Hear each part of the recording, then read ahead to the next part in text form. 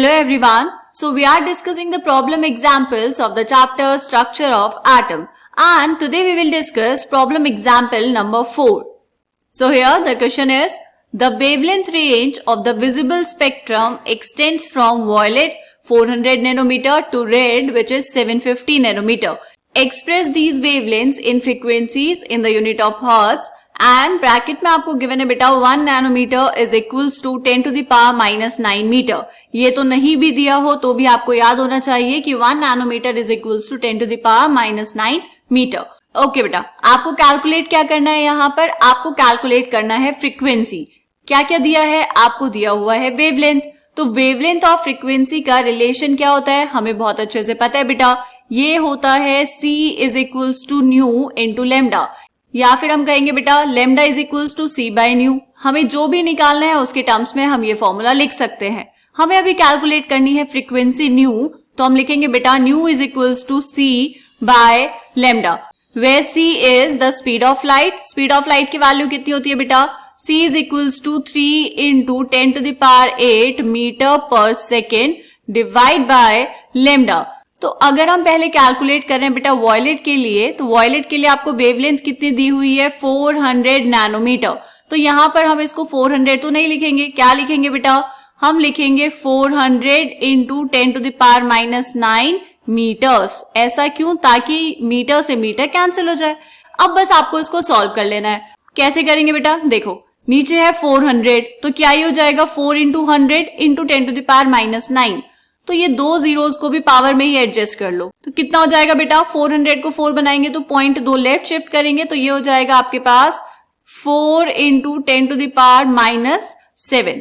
Metre से metre cancel हो चुका है. ओके, ऊपर आएगा 3 into 10 to the power 8. Metre से मीटर कैंसिल हो गया, बचेगा सिर्फ सेकेंड इनवर्स. राइट, अब आपको इसको सॉल्व करने में कोई प्रॉब्लम नहीं होनी चाहिए. 3/4 कितना होता है बेटा, 0.75 इंटू ऊपर कितना हो जाएगा 10 टू द पावर 8 प्लस 7 कितना हुआ 10 to the power 15 second inverse, या फिर इसी को हम क्या लिखते हैं बेटा, इसी को हम लिखते हैं हर्ट्ज. ओके, इसको साइंटिफिक नोटेशन में लिख लेंगे 7.5 into 10 to the power 14 hertz. ठीक है, बात समझ आई. ये था वॉयलेट के लिए. ऐसे ही अगर हमें कैलकुलेट करना हो बेटा रेड के लिए, रेड के लिए कितना दिया है, रेड के लिए वेवलेंथ आपको दी है 750 नैनोमीटर्स.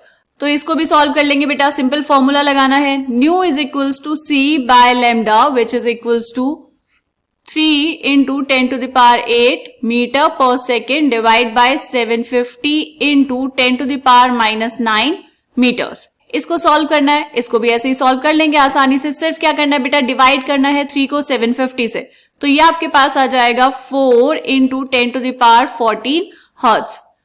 कैसे किया मैंने ये देखो, नीचे क्या है बेटा 750, एक जीरो को पावर में ले जाओ तो कितना हो जाएगा 10 टू द पावर माइनस 8. ऊपर है 3, उसको अगर मैं 300 मान लूं, कितना कर लूं 300, तो इसको अगर मैंने 300 किया तो पावर कितनी बेटा, ऊपर मैंने 2 राइट खिसकाया है तो पावर हो जाएगी 10 to the power 6 divide by 75 into 10 to the power, ये हो जाएगा माइनस 8. ठीक है, तो 300 डिवाइड बाय 75 कितना होता है बेटा, ये होता है 4. 75 इंटू 4 करेंगे तो 300 आएगा into 10 to the power 6 plus 8 कितना हो जाएगा 14. तो ये हुआ 10 टू द पावर 14 हर्ट्ज. ठीक है, डायरेक्ट आंसर भी लिख सकते हैं, या फिर मैंने पूरा सॉल्व कर दिया है तो डायरेक्ट वाला आंसर यहां से हम हटा लेंगे.